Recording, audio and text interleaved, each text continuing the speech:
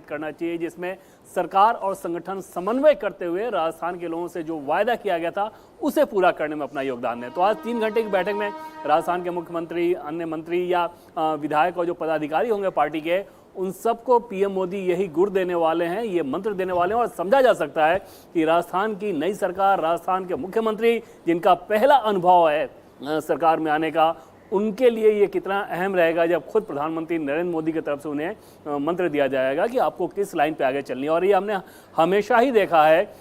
जब भी राज्यों के मुख्यमंत्री भी जब यहाँ पे आते हैं दिल्ली में, प्रधानमंत्री नरेंद्र मोदी के साथ जो उनकी मुलाकात होती है उसमें वो वही मंत्र देते नजर आते हैं कि आपको शासन कैसे चलाना है, गवर्नेंस कैसे करना है, फीडबैक का सिस्टम आपका कैसा होना चाहिए, अंतिम व्यक्ति तक पहुंचने का जो लक्ष्य रहता है डेवलपमेंट के किसी भी योजना को लेके, उसके लिए आपका क्या तरीका होना चाहिए, इन सारे अनुभवों को वो बताते हैं, फिर वो मुख्यमंत्री अपने राज्यों में लागू करते हैं। और आज जब पूरी की पूरी टीम वहाँ पे मौजूद रहेगी तो समझा जा सकता है कि वो कितना खास रहेगा, सरकार कैसे चलाना है और संगठन को, सरकार को कैसे कदम ताल करना है ताकि सरकार की और बिल्कुल ऐसे समय में देवेंद्र, जब चुनौती ये है बीजेपी के सामने कि आपको अपना पिछला रिकॉर्ड कायम रखना है, आपको 100% स्ट्राइक रेट कायम रखना है, आपको फिर से 25 की 25 सीटों पर क्लीन स्वीप करना है 24 में। बिल्कुल प्राची, और इसमें आप देखें तो इस बार के चुनाव में बहुत सारी सीटें, बहुत सारे बूथ, बहुत सारी जगह ऐसी थी जहां पर बीजेपी अपेक्षाकृत अच्छा प्रदर्शन नहीं कर पाई चुनाव में जीत के बावजूद। तो पीएम मोदी की ये कोशिश रहेगी कि संगठन को वो मंत्र दें ताकि जो जो कमियां आपकी रही थी उन कमियों को दूर किया सके। और बाकी जो सम्मेलन होना है डीजीपी और आईजीपी का, उससे अलग आज की जो 3 घंटे की बैठक होगी वो बीजेपी के लिए बैठक होगी, राजस्थान सरकार को मंत्र देने के लिहाज से बैठक होगी। कल और परसों की बैठक में वो डीजीपी और आईजीपी को संबोधित करेंगे। प्राची, बिल्कुल, तो ये जो दौरा है कई मायनों में खास है और सबसे ज्यादा फोकस्ड बीजेपी उन राज्यों पर है जहां 100% स्ट्राइक रेट है, तो इसके साथ ही साथ बीजेपी उन राज्यों पर भी फोकस कर रही है जिन राज्यों पर बीजेपी का परफॉर्मेंस अच्छा नहीं रहता है। राहुल जी, ये जो राजस्थान का दौरा पीएम कर रहे हैं आज, बेशक सरकार को वो मंत्र देंगे, लेकिन इस दौरे के और क्या मायने समझे जा सकते हैं?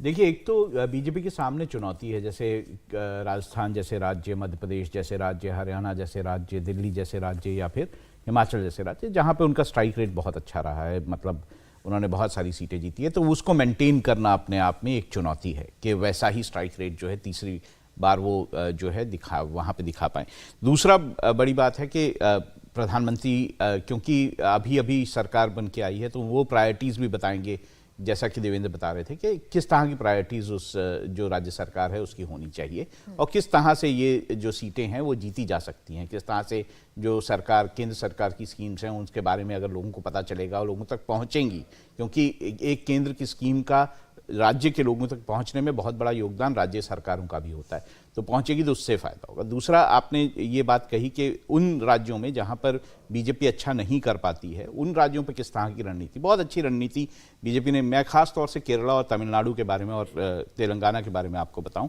तो जो केरला है वहाँ पे लगभग 6 ऐसी सीटें हैं जिसपे बीजेपी बहुत ज़्यादा कॉन्सेंट्रेट करे। त्रिशूर में अभी जो है प्रधानमंत्री का दौरा भी हुआ था और वहाँ पर जो सुरेश गोपी हैं जो कि मलयालम एक्टर भी हैं, उनका वो किस तरह से काम कर रहे हैं उस सीट को लेकर और किस तरह से समीकरण उन सीटों के बनाए गए हैं, इसको देखने वाली बात है। उधर अनिल एंटनी जो कि ए.के. एंटनी के बेटे हैं, वो बीजेपी में शामिल हुए थे, तो वो किस तरह से अपनी सीट को लेकर काम कर रहे हैं। बहुत सारे नाम, जैसे केरला में राजीव चंद्रशेखर को लड़ाने की बात है, सीतारमन जी को लड़ाने की बात है, इस तरह की बातें जो हैं वो सामने बीजेपी में कंसिडरेशन में है और वहाँ पे ये कोशिश है कि बहुत सारी जो पलाकाड़ जैसी सीट है, रिसूर जैसी सीट है, ये सारी सीटें ऐसी हैं जिन पर वो जीतना चाहते हैं। इसी तरह तमिलनाडु को लेकर भी हम जानते हैं कि अन्नामलाई जो है वो अपनी यात्रा कर रहे हैं, यात्रा की उन्होंने, जिस तरह से उन्होंने वो किया। अब जहाँ वहाँ पे जो सीटें बीजेपी फोकस कर रही है उसमें लगभग 7 सीटें ऐसी हैं जिस पर बीजेपी का फोकस है और उनको लगता है कि वो जीत सकते हैं, क्योंकि उन सीटों पर में से ज़्यादातर सीटों पर सीधा मुकाबला जो है डीएमके के साथ उनका नहीं है और इस कारण से वो उनको लगता है कि वो ये सीटें जीत सकते हैं। कन्याकुमारी और रामनंदपुर, जो रामेश्वरम पहले होता था, उसके आसपास की जो सीटें हैं वहाँ पर बीजेपी को लगता है कि वो 7 सीटें ऐसी है जिस पर वो जीत सकती है। तो एक कॉन्सेंट्रेशन है, क्योंकि अगर उनको 400 का आंकड़ा बीजेपी को प्राप्त करना है तो उसमें जो दक्षिण भारत है उसकी सीटें भी बहुत ज़्यादा इंपॉर्टेंट होंगी। अगर वो इन राज्यों में जो उनका लक्ष्य है कि 6 सीटें, 7 सीटें, 10 सीटें जैसे उन्होंने लक्ष्य रखा है अपना तेलंगाना में, अगर वो उस तरह से वो जीत पाएंगे तो मुझे लगता है कि एक जो आंकड़ा जो है वो 400 के आसपास कहीं पहुंच जाएगा। देखिए, जहां पर 0 है बीजेपी वहां भी फोकस्ड है। आरती जी, ये नए साल का नया ट्रेंड बीजेपी का अगर समझा जाए तो बीजेपी पूरी फोकस नजर आ रही है। उन राज्यों को भी नहीं छोड़ना है, वहां भी कतई कोताही नहीं बरतनी है जहां पहले से अच्छा कर रहे हैं, और उन राज्यों में ज्यादा मेहनत करनी है जहां आपका जनाधार नहीं है, जहां आप सीट नहीं जीत पाते हैं। पीएम की जो तस्वीरें सोशल मीडिया पर वायरल हुई, जो उन्होंने खुद शेयर की लक्षद्वीप की, वो भी उसी दिशा में कदम समझा जा सकता है। बिल्कुल। देखिए, प्राइम मिनिस्टर मोदी और ये जो बीजेपी अंडर मोदी है, एक इम्पॉर्टेंट फीचर है इस पार्टी का अंडर मोदी, और वो फीचर है कि जहाँ पे भी बीजेपी 0 थी या नेगेटिव में थी कभी, वहाँ पे इन्होंने बहुत धीरे से और बहुत ही परसिस्टेंस के साथ वहाँ काम किया है, और लगातार बेशक सीटें नहीं जीती हो लेकिन वोट शेयर इनका बड़ा है। आप किसी भी रीजन में जाइए, कोई भी स्टेट देखिए जहाँ पे इन्होंने कोई सीट्स नहीं ली थी, लेकिन इनका वोट शेयर लगातार बढ़ता आ रहा है। और ये जितना भी ऑप्टिक्स हमें दिख रहा है बीजेपी का, प्राइम मिनिस्टर की जितनी भी एक्टिविटीज़ होती है, वो लक्षद्वीप में हो या उनकी मन की बात हो, कोई भी एक्टिविटी लीजिए प्राइम मिनिस्टर की, वो लोगों के साथ कनेक्ट करना, जो इन्होंने विकसित भारत का, जो पूरे देश के जितने भी मार्जिनलाइज्ड कम्युनिटीज़ थी, उसमें महिलाएं बहुत बड़े नंबर पे, बड़ी संख्या में प्राइम मिनिस्टर के साथ डायरेक्टली बात करती है, तो वो क्या दिखाता है? वो दिखाता है कि प्राइम मिनिस्टर बहुत कमिटेड है, पैशनेट है, और वो हर सोसाइटी के हर सेगमेंट के साथ कनेक्टेड है ग्राउंड लेवल पे, और उनकी परेशानियां समझते हैं। और मुझे लगता है कि वही सबसे बड़ी स्ट्रेंथ है इस बीजेपी की, मोदी के अंडर, कि वो लोगों की धड़कन समझता है। और ये सबसे ज़्यादा मुझे लगता है कि बीजेपी के लिए फ़ायदेमंद रहता है कि प्राइम मिनिस्टर सबसे जो लोवेस्ट स्ट्रेटा ऑफ सोसाइटी है उसके साथ कनेक्ट करते हैं डायरेक्टली, ना कि किसी मीडिएटर के थ्रू, ना कि कोई जो बीच में लोग होते हैं उनके थ्रू। ये डेफिनेटली प्राइम मिनिस्टर की जो स्ट्रैटेजी रही है बीजेपी की पिछले 10 साल, वही हम उसका रेप्लिकेशन देख रहे हैं और मास स्केल पे देख रहे हैं। अयोध्या में जो हो रहा है, मैंने इनफैक्ट जम्मू कश्मीर से मैं आती हूँ, और जम्मू कश्मीर में उन्होंने आम लोगों को इनविटेशंस भेजे हैं। उन्होंने हर मंदिर कश्मीर का, जो इतने वर्षों से कोई मंदिर चल भी नहीं रहे थे, कोई मंदिर बंद थे, लेकिन हर उस मंदिर को इनविटेशन पहुंचा, देवी देवताओं को इनविटेशन पहुंचा। तो ये क्या दिखाता है? ये दिखाता है कि बीजेपी अंडर मोदी जो है वो एक बहुत बड़े स्केल पे लोगों को जोड़ने में लगा हुआ है। इसलिए मुझे लगता है कि ये बार 2024 इलेक्शन जो है, बेशक लोगों ने 2019 में कहा था कि बीजेपी बहुत अच्छा परफॉर्म नहीं करेगी, अभी भी ऐसे आपको लोग मिलेंगे, सिनिक्स मिलेंगे, लेकिन मुझे लगता है कि इस बार भी 2024 में भी बीजेपी और मोदी डॉक्ट्रिन और मोदी स्ट्रैटेजी जो है लोगों को कनेक्ट करने की, वही इनको और भी अच्छे नंबर्स में जितवा के लाएगी। देवेंद्र, यही क्या बीजेपी की वर्किंग स्टाइल है और यही क्या बीजेपी की ताकत है कि वो सिर्फ आज पर काम नहीं करते, वो कल के लिए भी फोकस्ड रहते हैं और तैयारी पूरी करते हैं कि कैसे कल को जीतना है? और बिल्कुल प्राची, अगर 2-3 खास चीज़ों को देखें, और बीजेपी में भी 2014 से पहले की जो बीजेपी और 2014 से बाद की जो बीजेपी है, इसको अगर आप तुलना करके देखें तो उसमें भी आपको बहुत ड्रास्टिक चेंज नज़र आएगा। पहले बाकी दलों की तुलना में बीजेपी में फ़र्क तो नज़र आएगा ही, लेकिन प्रधानमंत्री नरेंद्र मोदी के दौर की जो बीजेपी है वो बिल्कुल अलग है। उसमें पहली खासियत आप ये देखेंगे कि वो अपनी कमज़ोर चीज़ों से भागते नहीं, बल्कि उस पर काम करते हैं। ऐसा नहीं है कि कहीं कोई कमज़ोर कोई भी सेक्शन हो, जैसे वोट के हिसाब से बात कर लें, एरिया के हिसाब से बात कर लें, तो वहाँ पर उसे वो छोड़ते नहीं बल्कि और ज़्यादा मेहनत लगाते हैं। दूसरी चीज़ कि लीडरशिप सीधे सीधे अपने ऊपर जिम्मेदारी लेती है कि मुझे बताना है आप लोगों को कि पार्टी संगठन को कि आपको क्या करना है, और वो रिजल्ट में फिर कन्वर्ट होता है। ये दूसरी बड़ी खासियत नजर आती है। और लीडरशिप अपने आप को कहीं भी झोंकती है। जैसे उदाहरण के तौर पर ही देख लें कि इन तीनों राज्यों में ऐसा नहीं था कि चाहे मीडिया के सेक्शन की बात कर लें या लोगों की बात कर लें तो पहले से कोई कह रहा था कि तीनों ही राज्यों में बीजेपी की स्थिति बहुत अच्छी है। खासतौर पर छत्तीसगढ़ को लेकर तो बहुत ही ज़्यादा चीज़ें कही जाती थी, मध्य प्रदेश को लेकर भी बहुत ज़्यादा नकारात्मक चीज़ें थी,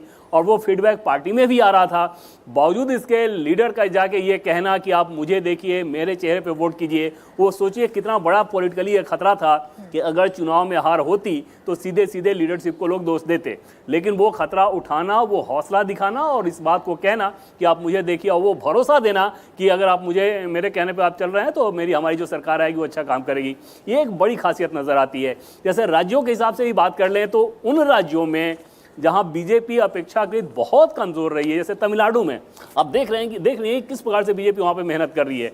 अगर राज्य में भी कोई कमजोर सीट है, जैसे मध्य प्रदेश की बात कर ले, छिंदवाड़ा की सीट, वहां पे आमतौर पे माना जाता है कि कमलनाथ का वो गढ़ है। बावजूद इसके बीजेपी पिछले 5 सालों में वहां पे बहुत मेहनत कर रही है, और ये खासियत है जो अभी की बीजेपी की पहले की बीजेपी से भी अलग करती है और बाकी दलों की तुलना में तो बहुत आगे है। और यही वजह है कि नतीजों में फिर वो नजर भी आता है। नतीजे कई बार गढ़ को जीतने के साथ भी सामने आते हैं, और जहां कमजोर होती है वहां भी बीजेपी अच्छा करती हुई नजर आती है। लेकिन इससे इतर कांग्रेस क्या तैयारी कर रही है? कांग्रेस भी अपनी तैयारियों में जुट गई है। 2024 का बिगुल कांग्रेस फूंक चुकी है, और अब भारत जोड़ो यात्रा का जो रूट है वो तैयार हो चुका है। मणिपुर से शुरुआत होकर महाराष्ट्र में जाकर इसका अंत होगा। मणिपुर से महाराष्ट्र तक का ये पूरा रूट चुनाव के लिहाज से बहुत सोच समझकर बनाया गया है, चुनाव के लिहाज से दिलचस्प है। राहुल की जो यात्रा है ज्यादातर उन जिलों से होकर गुजरने वाली है जहां कांग्रेस सीट शेयरिंग के लिए दावा पेश कर रही है। पहले रूट देखिए, उस पर चर्चा करते हैं, फिर खासतौर पर बंगाल और बिहार में इस रूट का पॉलिटिकल चेकपोस्ट क्या है वो भी हम आपको समझाएंगे।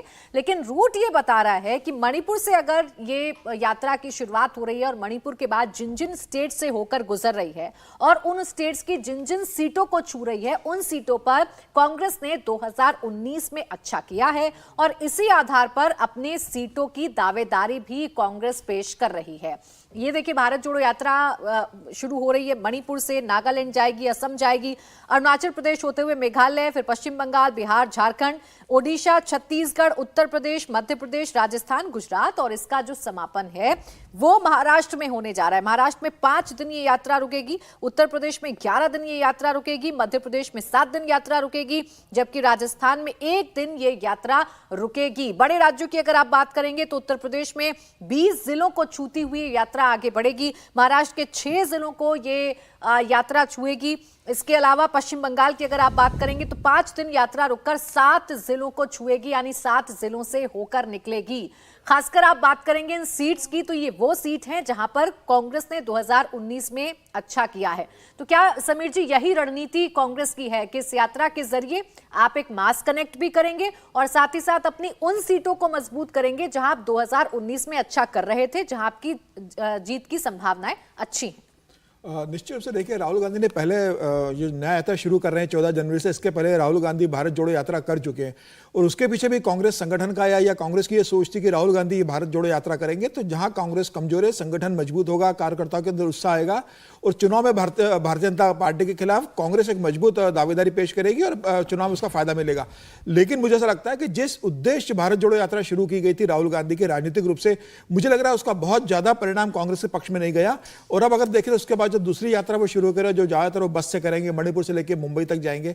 14 जनवरी से शुरू करेंगे, 14 राज्यों से यात्रा जाएगी। लेकिन इन 355 सीटों को जब ये यात्रा गुजरेगी तो 14 सीटें कांग्रेस के पास से फिलहाल अगर देखें तो असम में सबसे ज्यादा 3 सीटें, उसके बाद छत्तीसगढ़ में 2 हैं कांग्रेस के पास। तो मुझे लग रहा है कांग्रेस के पास खोने के लिए कुछ नहीं, 14 सीटें हैं।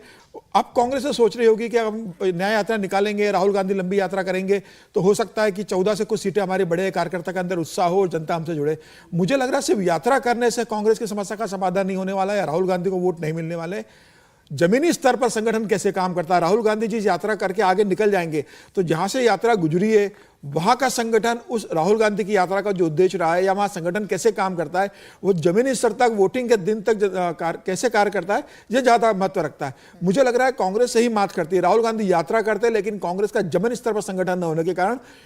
राहुल गांधी की बात या जो यात्रा का जो फायदा कांग्रेस लेना चाहती है वो जमीनी स्तर तक अपनी बात नहीं पहुंचा पाती, जिसके कारण कांग्रेस को चुनाव में इसका लाभ नहीं मिलता। राहुल गांधी कोशिश कर रहे हैं, राहुल गांधी जमीनी स्तर नहीं देख रहे हैं कि जमीन पर हमारे पास लोग नहीं है, बूथ पे हमारे पास लोग नहीं है, जिलाध्यक्ष ढंग से नहीं है, वहां संगठन नहीं है जो वहां पर लोगों को इकट्ठा कर सके। सिर्फ एक यात्रा कर देने से मुझे लगता है कि आपको बहुत ज्यादा वोट का फर्क नहीं पड़ेगा, लेकिन ये कांग्रेस की कोशिश है और मुझे लग रहा है कि ये रूट भी उन्होंने वैसा चुना है जहां लोकसभा चुनाव होने वाले। लेकिन अब 14 जनवरी को शुरू करेंगे और शायद 20 मार्च को उनकी यात्रा खत्म होगी। अब ऐसे में तो उस समय अधिसूचना जारी हो चुकी होगी, चुनाव प्रचार अभियान चरम पर होगा, तो राहुल गांधी इसी हिसाब से प्लान बनाया गया है समीर जी। और जिन स्टेट्स में आप मांग देखेंगे, अगर बिहार में 9 सीट की मांग कर रहे हैं तो सीमांचल का इलाका चुना गया है जहां कांग्रेस ने अच्छा किया है, जहां मुस्लिम वोट बैंक ज्यादा है। इसी लिहाज से कांग्रेस ने अपना पूरा रूट मैप तैयार किया है और ये गुंजाइश कांग्रेस छोड़ रही है कि शायद इस यात्रा से कोई फायदा कांग्रेस को आने वाले चुनावों में हो जाए। फिलहाल वक्त एक छोटे से ब्रेक का है कहानी कुर्सी की में। आगे हम चर्चा करेंगे 2024 में क्या है बीजेपी का मास्टर प्लान, क्या